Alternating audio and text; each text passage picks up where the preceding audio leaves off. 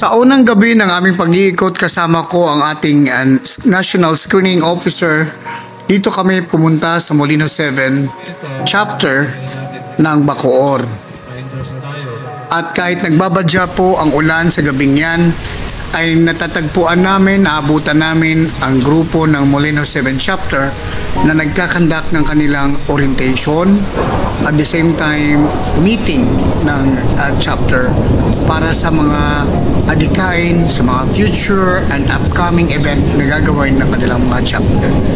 Nabutan natin ang admin ng grupo na siyang nagsasalita at bumungad sa atin ang mga national officers gaya ng governor po ng Region 4A, si Sir Dong, at advisor natin na si Sir Chobet Argote. Kasama din po ang iba pang national officers kagaya ng MCU Chief si Sir Giorgio Kilantang at ang iba pang mga coordinators po ng national. Meron din tayo na identified na isa sa mga membro ng chapter na registered nurse na nag-join din po sa meeting. Dito, ipinapakita nila na kahit nagbabadya ang thunderstorm dito po sa Bacoor ng gabing yan, ay pinapakita nila na talagang thunderstorm ka lang at kabalikat tayo. Yun lang po. Maraming Tumatawag ka dito.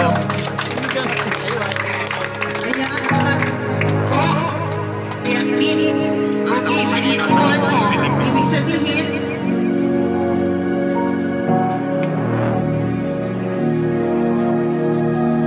Dito na. okay, i-acknowledge mo natin ang ating bisita pala. Si Sir Blatter po.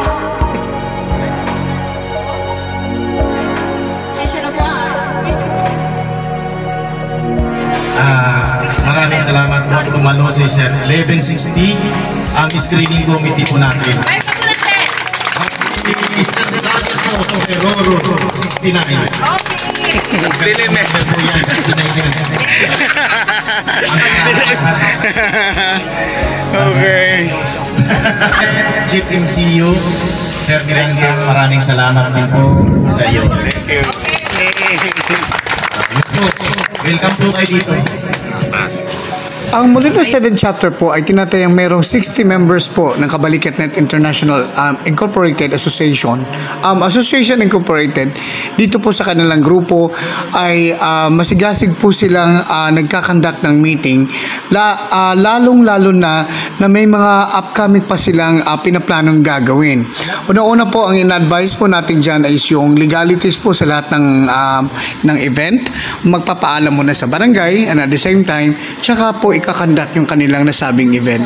And at the same time, na-agreed po ng mga officers na lagi pong wala pong bahid politika ang lahat ng adikhain upang ito'y mananatiling gawain po ng kabalikat. Yung ating community outreach program ay mananatiling para sa kapwa kabalikat, para sa pamayanan at para sa pamahalaan. Regardless kung ano man yung political reigning at the time, at this time, hindi po maapektuhan ang gawain ng kabalikat dahil meron po tayong sariling adikain na para po sa pamayanan. And at the same time, pinapaliwanag po ng mga officers na patuloy lang gumawa ng tama at kung ano man yung mga legalities na ginagampanan na gabay yung 3M at yung backbone, ang pinaka-backbone po ng samahan.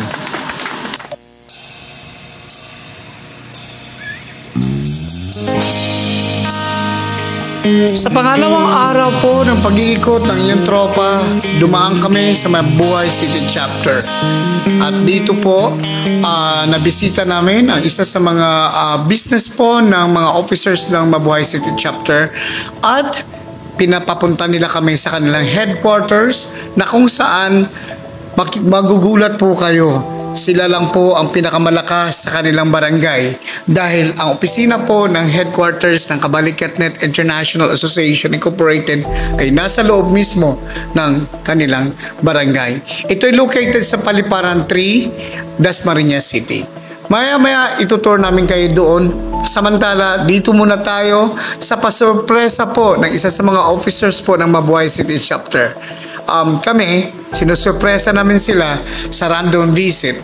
Ngayon pa man ay kami pa ang nasusurpresa dahil meron po silang post-celebration sa nasabing okasyon. May Barbie siya, magalaw. May Barbie. May Barbie. Paano maggalaw Ay, no. Di ba? Salita ang Barbie. Oo. Kumakanta pa ang Barbie nila. Awesome. Andres be everywhere. What is my creation? Di ba? May kumakanta pa ang Barbie.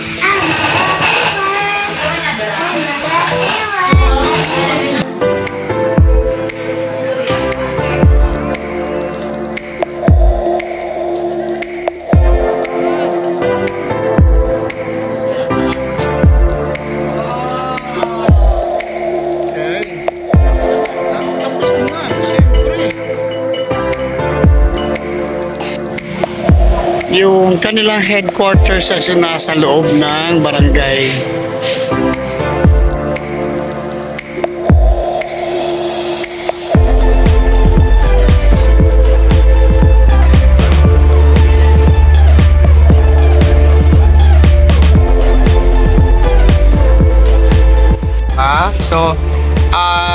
Random visit po yan ng mga chapter ngayong panahon ng holiday. At ang isa sa mga napuntahan natin ang Mabuhay City Chapter at agad-agad tumugon ng mga officers, nandito agad sila. Yes. So umikot lang po si ma'am. Iikot lang po yan. Lulunok ng bato si Gaudarna. So guys, isa sa mga kagandahan po rito dahil nga po malapit po ang kabalikat po sa ating barangay. Hindi siya may pagmamalaki po pero sa ibang barangay ganun lang man po, pero dito po sa Paliparan 3 nasa loob po ng barangay hall ang headquarters ng Kabalikat Net. So ganyan po ka suportado ang Kabalikat Net ng barangay nila, yung chapter ng Mabuhay City. And with that, na-timing nga na tayo po ay nag-iikot ngayong holiday, ngayong araw ng pahinga ng mga empleyado. Yes, ma'am. Yan, si Ma'am IC. So, yun, at least kahit pa paano ay nabisita. Katanghaling tapat. Actually, nagbabadya pang umuulan. Pero, ganun pa man. Kasi by tomorrow, start na po tayo ng updating dun sa ating national ID, and at the same time paglilikom po, pag-i-encode po sa lahat ng mga gagawin para po ma-update na natin yung total enrollees po ng ating insurance. So isa din po yan sa mga task na nakatoka sa akin at sa mga national officers. So gano'n pa man, tingnan natin, silipin natin yung kanilang headquarters. Okay? So ito yung office nila. Ganda ng office nila. Ganda. Diba? Picture. I-ano ko lang. Sige. Hindi ba lang tapos? Sige lang, okay lang yan. Tingnan mo naman, 1, 2, 3. It's the right. Asawa ni Marie.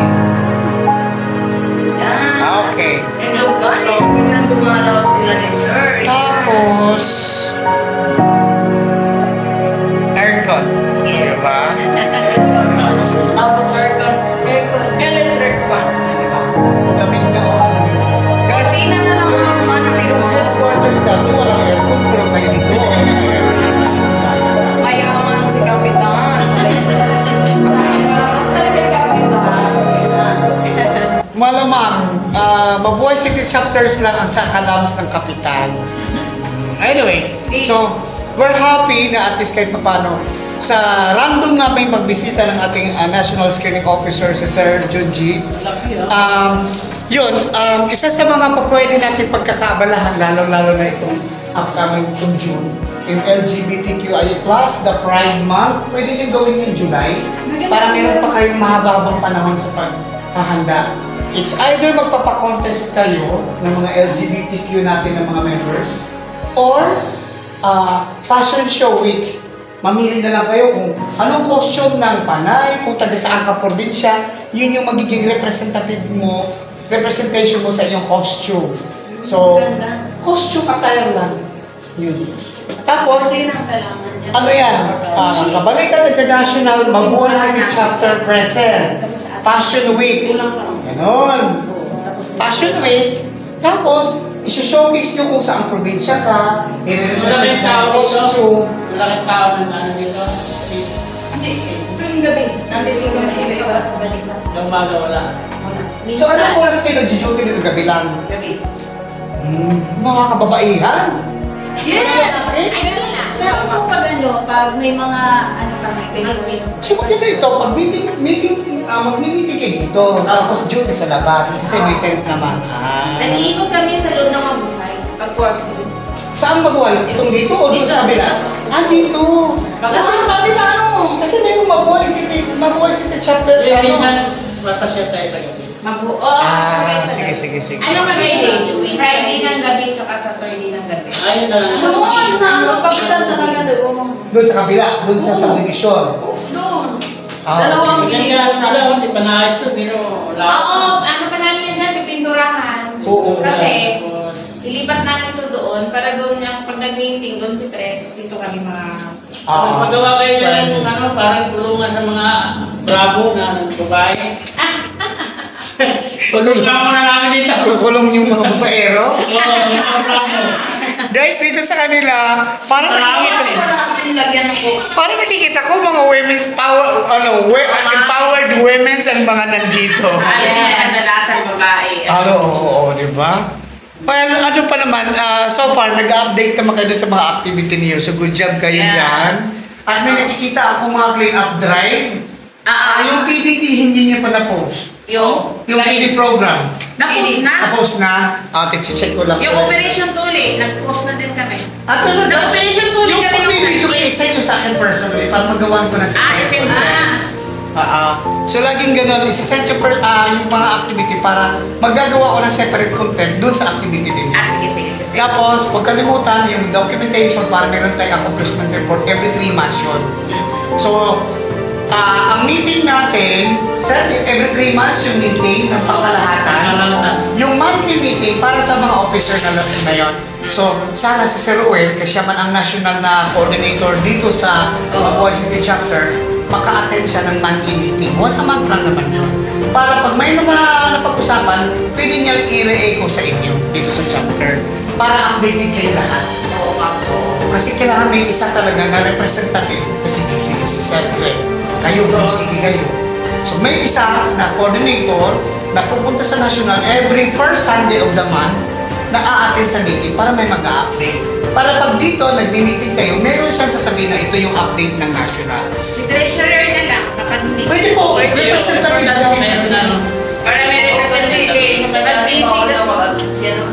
Oo, kung sa trabaho, alam niyo naman, unahin ang pagkabuhayan, pamilya at samahan. Binago na ngayon, ma'am. Tuwing 3 buwan, mayroon tayong pangkalatang meeting. Doon na po gagawin sa Kapipisa. Gathering po yun sa Every 3 months? Every 3 months. Doon na po. Para po, merong updating doon sa pamilya, maka-unwind man lang, tapos gathering at the same time, monthly meeting po yun ang pangkalahatan. Pangkalahatan. Kasi yung monthly, sa mga officer lang yun, doon lang sa headquarters. Yung chapter is Ano lang ang required doon, yung representative ng bawat chapter or bawat base. Alright, so I think napakabilis, maka-fast learner naman to at madali mag-absorb ng information. So kung ano mga isa pang mga tanong o mga additional na mga question, i-PM nyo na lang po ako para masagot natin kagad yung mga inquiries niyo. So doon sa mga upcoming activities, I'll suggest, pag kayo nagpapapiling program, magpaalam muna sa barangay ha. Yes. Sabihin sa barangay na may feeding program kayo, tapos para sabihan nyo rin yung mga BHW ninyo na baka naman pwede kayong mag-join sa amin, may feeding program kami. Kailangan namin ng mag-blood pressure check-up. Para nagpapiling na kayo, meron kayong nagitang mission. Tapos, pagkatapos nun, pwede na kayo mag-clean up drive. So, naka-3 event in 1 day lang kayo. So, malaking bagay yon sa documentation para mas lalo nating maipapalaganap yung volunteerism sa barangay ng Mabuhay. At At nakikita lang, naka-full dress uniform kayo lahat. At kung maimbitahan niyo ako ahead of time, why not? Pupunta ako para mako-cover natin. At ang mga national officers naman, hindi yan hindi, lalo-lalo pag ahead of time, 2 weeks before, naka-schedule na. So yun, ahead of time, abisuhan nyo kami para mapuntahan namin na schedule natin. Okay, salamat. Okay. Asan yung papel mo? Nasa... Sapat. Oh, 1, 2, 3. What to grow? Okay. Alright, so huwag niyo kalimutan ang pag-update ng inyong ID. Magsisend ako ng application form sa iyo. Sir, dito doon ka. I-print mo, tsaka mo i-distribute sa kanila, tinapan. Oh, 6 yan to, 6 meter. Ang tiyan mo. Sabay hindi na huminga. Ang ganda pala. Maganda na siya, ano? Yan sa operation. 370 po ang ID ha. 370. So yan. 370. Lahat na po, may kasama na po yan ng maliit at malaki. Plus, naka-insured po ang mag-update ng mag-ID hanggang 50,000 sa isang taon po yan ha. Ayun, i-post mo rin yan sis. Annual na po yung... Naka-insured na yung ID natin. Sa 370 may kasama insurance na po yun. Sa 370 kasama na insurance. Yes, kasama na po. At may ID din kayo doon sa inyong insurance. Para po nakalagay po sa ID, sa likod nun yung benefits kung paano mag-claim at ano yung mag-claim. Mga benefits po nakasama sa coverage po ng inyong insurance. So, lahat yung mga Philippine Malaya, kabalikat pa dati, walang insurance yun. Doon sa international, may kasama na po siya insurance sa 370. Ang 370 is dito lang po yan sa NCR, Region 4. Sa ibang bayan po, 420 po yan. Kasi may logistics po yan, yung papadala pa, yung pagdiliko pa, pagsusorting pa. So, hindi naman natin sabihin kasi mas mahal kasi ang sa logistic papadala. Kasi yan, ini-include yan dito sa headquarters. At dito lang po yan talaga ginagawa. For life na po yung insurance. Ang insurance is annual, renewable, every year yan. Every year. Every year. Ito sir, every year dito kayo. Okay, sa ngayon, ganito yan. Sa ngayon, Ito yung... ganito, sa ngayon, itong ID is every 2 years siya renewal. Sa 370, sa ngayon 370 ang ibabayad nyo para sa ID, dalawang ID yan, malaki at maliit, at saka yun sa insurance. Next year po, 120 na lang para sa insurance. So, actually sa insurance is 120 annual, kada taon yun. So, 50,000 ang coverage nun per accident. So, kamalas-malasan mo talaga, paglabas mo sa barangay, na side sweep kayo. Meron kayo, kung buhay naman, meron kayong 5,000 coverage pag na-hospitalize. Pag natuluyan, meron 50,000 ang beneficiary. Hindi. Magpapatay ka na talaga, huwag ka magising ng 5 araw. Tapos, pag makuha 50,000, gumising ka na. Ngayon, ganito, hindi siyempre na hospital, umabot ng 20,000 yung bill doon sa hospital. Ang sasagutin lang ng insurance ay 5,000. Kasi buhay naman, Ngayon, paglabas mo sa ospital, na-side sweep ka na naman ng tricycle, nabago ka, super accident po yun. May makukuha ka namang 5,000 kung buhay ka pa rin. So, kamalas-malasan, 3 beses, pag uwi mo sa bahay, naligo ka kasi gumaling ka na, slide ka, nabago ka, natuluyan na, kasi nalunod, may 50,000 ka Nalunod ka sa kundi. Hindi naman ako So, may 50,000 ka. Ganun ang pinaka-madali ang explanation nun. So, per accident po ang coverage ng insurance. 120 po kada taon. So, kung nakapagbayad ka at nakompleto na natin yung 1,000 members nationwide, yung mga kabalikat, agad-agad ang effectivity ng insurance natin ay magiging July 1. Kaya hinahabol namin na ma-reach natin yung 1,000 members within June. Kasi para July 1, mag-i-effect yung coverage natin. Magkakaroon natin ng isang mother policy. Isang policy lang yun na ika-indicate lahat yung pangalan. Bibigyan kayo ng soft copy yung secretary ninyo. Siya ang may hawak ngayon sa listahan para just in case may claim, titignan nyo na lang sa soft copy. May kopya naman kayo. Then, of course, ang secretary po ang pinaka-contact person sa mga chapters. Sila po ngayon ang madali po ang pag-claim kasi lahat ng requirements, pag kumpleto ka naman, pag na-aksidente, police report. Then, hospital bill, kung buhay naman, yung abstract, yung anong nangyari doon, hospital bill. Then, pag nakumpleto yun, tsaka isubmit sa secretary, then isubmit sa akin. Meron tayong national coordinator sa insurance, siya po ang magpa-process nun, i-check na lang. So, hindi na kailangan yung na-accident, siya pa ang magpa-process nun. Diba? Na-accident nga. So, pag total indemnity naman, na disabled, permanent disability, may makukuha pa rin 50,000. Diba?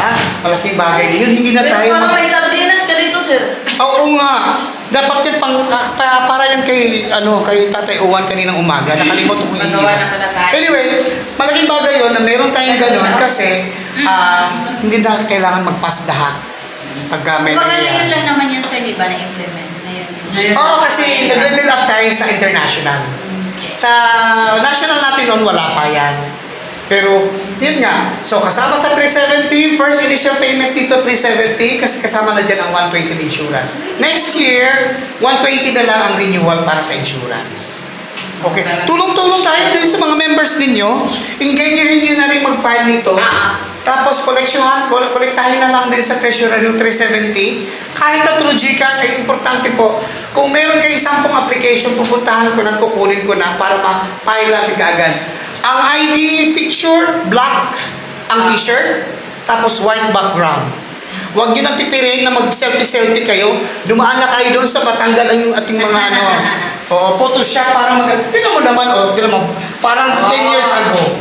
I-post mo na, gano'n na lang mag-post mo, sis. Kasi ang kagandahan sa bagong ID natin, hindi po QR code, kundi barcode. So, pag yan in-scan, lalabas po ang details nyo sa phone. Yan. Kasi may barcode, hindi siya QR code. Yun. Kaya makikita mo yung authenticity ng ID na hindi gawa-gawa lang kasi isa lang po ang gumawa. Sa headquarters po natin ginawa yan. Nationwide po yan. Yan din po ang pinopromote ko kaya bumibisita ko sa ibang region na ibang update na, mag-international ID na, is Kabalikan International para po kasama na po ang insurance coverage. So, yes. So, hoping na ma-disseminate niyo po yung information ngayon. Gusto ko palala sa inyo na gumagawa ko ng content ngayon. Ngayon, itong content na to pag na-publish ko, i-share niyo sa mga kasama niyo sa GC nyo para sila din mismo detalyado na walang edit ito. Detalyado na lahat ng information na kayo lang malaman, itanong, nandito na po sa content na to. And then, thank you so much, Ma'am Nim. Ayan. Guys, huwag nyo kalimutan. Magkukommercial muna ako ha. Bumisita po kayo kung gusto nyo pong mag-transform. Pumunta po kayo sa Chanel Beauty Salon. Dito lang po yan. Paglampas po ng Kapaliparan 3, atawid lang po kayo sa tapat lang po ng Mercury. Makikita nyo po sa Chanel Beauty Salon. Pwede po kayo magpa-transform kung gusto nyo parang natutulog lang. Or kung gusto nyo parang virgin 16 years old lang kayo. At marami po siyang services like papadagdag, magpermanente na pilik mata na hindi napipikit, didila. Diba? Joke lang po. So kung gusto nyo po talaga magpa-transform, actually gusto ko rin magpa-transform. Yung pageant na nakaraan, dapat dito ako nagpaayos eh. Kailangan layo ng biyahe ko papatang Makati. Mukhang magaling yung... Talayo pa. Hello, guys! Nakikita niyo po, nagla-live po to sa FB kasi content creator din po yan. Yan. So yun. So maraming salamat po, Mabuhay City Chapter, Sir Junji. So huwag kang mag-alala, sa tulong-tulong ng mga kasamahan natin, mababawasan po yung stress ng bawat isa. Gagaling din niya. Sabi nga ni Sir, hindi daw niya inaasahan na siya taga-tulong noon, ngayon siya na po ang tinutulungan. So ganun na po yan, Sir. Talagang buhay. Kaya ma'am, ito sasabihin ko, huwag mo nang paikutin yung bote. Kasi truth or consequence yun. Kung sino ba tamaan, yun na naman mapupunta. Okay. So maraming salamat po. Thank you so much for watching and enjoy the rest of the day and have a good one. Bye! Sa ating pagpapatuloy, tumungo rin kami sa Malagasang chapter na kung saan may 7 bases po ang Malagasang. Pero sa awa ng Diyos, 4 na base lang po ang naiikutan dahil inabot na po kami ng almost midnight ng gabi. dito, nasaksihan namin, may nagse-celebrate po ng birthday. Kaya isang kainan po ang naabutan ng inyong tropa at inyong lingkod. Kasama ko pa rin si Sir John G, si Sir 1160, ang ating National Screening Officer, sa pag-iikot ng 4 na bases po dito sa Malagasang chapter. Dito muna tayo sa masarap na kainan dito sa Malagasang chapter. Oh, random visit po yan sa mga chapter. Okay guys, nandito kami ngayon sa Malagasang. Sir, ano to? Base ng Malagasang? Green Gate Phase 2. Okay, Green Gate Phase 2 na base. Okay. Ang pinaka chapter, ang pinaka niya doon is yung Big Falcon. Green Mark Homes to yun. Green Mark Homes to yun. Green Mark. Yung pinagpala namin kanina ng green, yung isang Mandarin. Anong ano? Mandarin. Yun. Mandarin base na rin po yun. Mandarin base na rin siya. Dami na palang base nyo, no? Oh. Eh, hindi daw panghuhuli kasi mga father daw ay may special surprise. May pa-cake si Ma'am Roda. Sa amin lahat. Yes. Oh, sa mga tatay na pala to eh. Oh, di ba? Kumahay tatay na. Oh, okay. Yung ice mo ba? Tapos, picture na.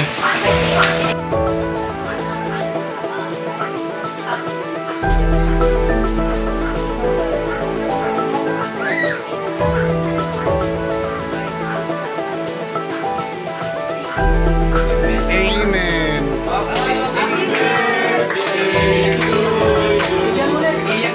Happy birthday to you. Happy birthday to you. Happy birthday to you.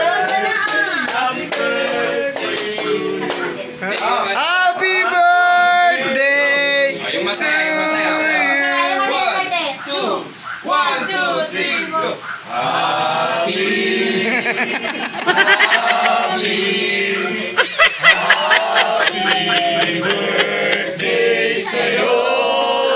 Ayos ah.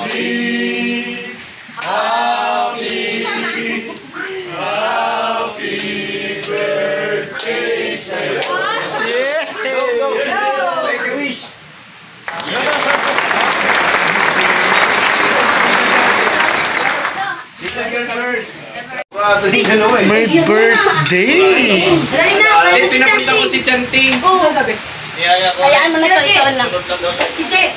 So, isa sa mga task natin ngayong gabi, yung pagra-random visit po ng bawat chapter po dito po sa NCR at saka sa Calabarzon. So, isa sa mga nabisita natin ang Malagasang chapter at tatanong ko lang sa kanila. Ma'am Roda, anong base ito ng Malagasang? Kabalikan, Malagasang, Green Gate Homes, Angels Falcon. Okay. So, ito yung base, isa sa mga base ng Malagasang Isa sa chapter. mga base ng Malagasang Tanong natin chapter. kay Sir Joel. Sir Joel, ilan na po ang na-produce ng base ng Malagasang chapter? Sa ngayon po ay mag-ipito na po. 7. So, itong base na to, pang ilan? Ito yung pangalawa. Pangalawang na-create nyo na base. Okay, good job. Palakpakan natin si Sir Joel kasi wala pang isang taon. Wala pa kayong anniversary Yes, wala. Pero nakompleto nila. Actually, 7 base na ang na-create nila. So, iba talaga pagsama-samang tumutulong sa pagpalaganap. Ayan. Kailan lang, Oo, sir. Kasi ang magiging experience na namin ang unang pumunta rin yung assembly. General Assembly. Oo, General Assembly. Okay. And then, hindi nila alam na darating kami on the spot, pero andito mga officer ngayon. So, ibig sabihin, meron silang immediate action agad. Okay. Sumama rin ang inyong lingkod sa pagroronda dito po sa vicinity ng kanilang area para po ma-maintain yung peace and order po ng paligid. Oo, kasi dahil po mahigpit pong ipinapatupad ang curfew dito po sa buong Cavite, especially po dito po sa kanilang homeowners group ng buong asosasyon. At isa sa katuwang ng pagroronda ay ang ating mga katropang kabalikat, kasama po ang mga peace and order officers po ng mga HOA ng buong Malagasang. So dito po sumabay kami sa pagroronda at nakikita po natin na tonight, itong gabi na to, ito yung last warning po kasi i-implement na po yung mahigpit na pagpapatupad ng curfew the following night. Kaya malaking bagay din po na na-observe natin kung paano po gumagawa ang ating mga katropa sa kanilang gawain bilang isang peace and order officers po ng kanilang subdivision. Isa pang base ng Malagasang at syempre hindi naman nila alam na kami pupunta dahil random nga po ito at tingnan natin ngayon kung ano yung activity nila during duty. Yan. Pero nakakagulat dahil pang-pitong base na pala ang na-create ng Malagasang chapter. So ang akala natin 4 lang. Yan. Gusto namin ipagmamalaki ang free zumba po ng Kapitana dito po sa Malagasang.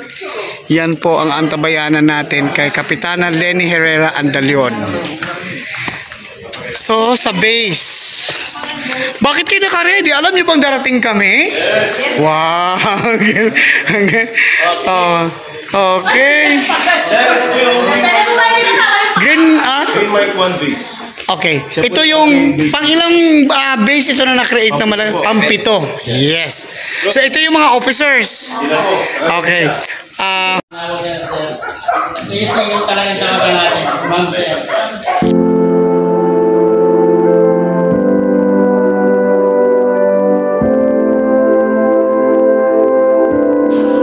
Na-witness po ng inyong lingkod at ng ating National Screening Officer sa pag-iikot po at sa pagbibisita po ng bawat chapter.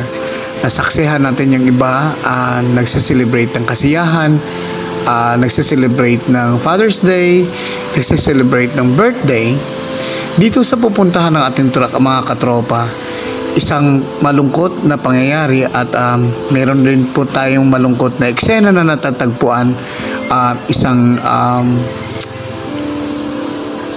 malungkot na balita po na isa sa mga kasama po, asawa po ng kasama natin ay meron pong gathering kung saan ay last lamay po ng ating katropa, ang kanyang misis. So hindi ko na po i-detalye sa inyo at saksihan po natin ang pangyayari.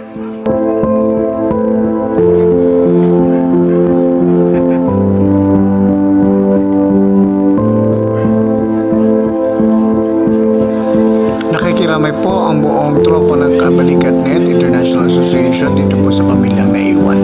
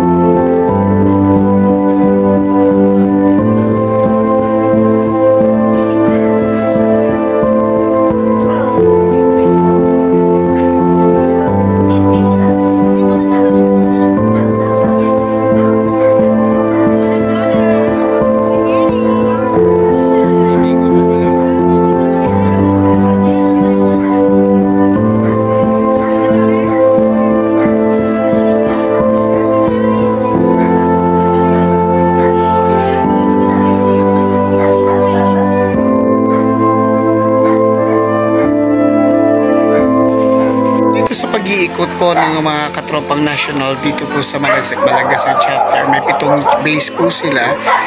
Nadaanan natin ang isa sa mga base na kasalukuyan pong nandito sila sa meron pong bereaved family po na member po ng Kabalikat at nagkaroon po tayo ng chance na bumisita po dito sa Lamay at yun, and malaking bagay po na nakita po ng member ng Kabalikat na binisita po sila ng mga officers po dito po sa kanilang base. Moving forward, tumungo na rin po kami sa pinaka-main ng kanilang headquarters ng Malagasang chapter na kung saan isa sa mga homeowners, officers po dito sa kanilang chapter ay ang mga HOA officers po ay isa din sa mga peace and order officer po ng Kabalikat. Kaya makikita mo magkaiba po ang uniforme nila. Sila po yan, mga Kabalikat katropa din po yan, at the same time Homeowners Association So yun officers. yung kagandahan, sir. Bukod sa may peace and order sa Kabalikat, may HOA na peace and order din. Kaya pala talagang disiplinado yung lugar. Alam nyo, sir, pinapahingan nyo yung barangay Tanod. Oo. Hindi na sila gaanong stress. Tama.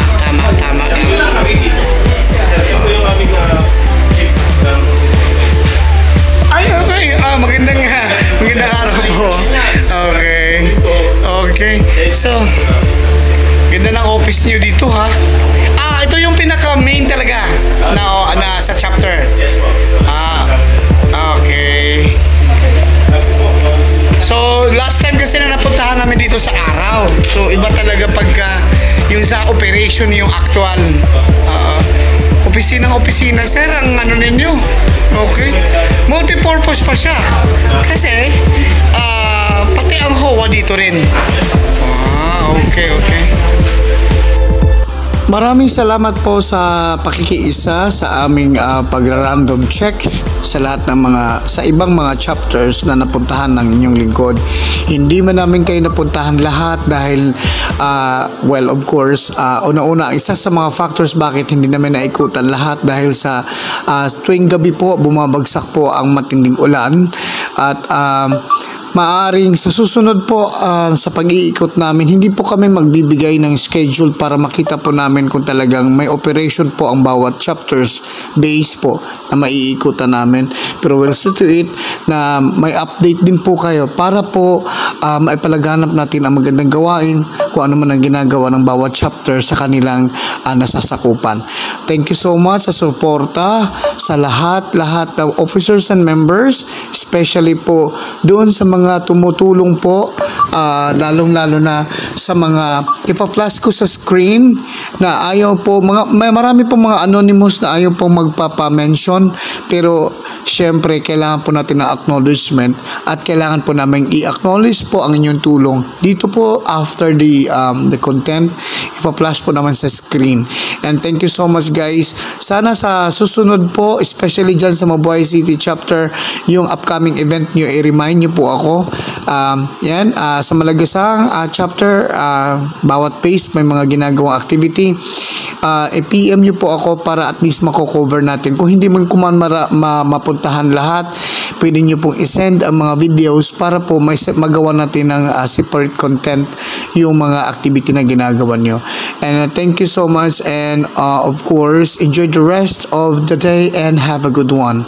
Enjoy watching, and don't forget to click yung end screen natin ng mga video.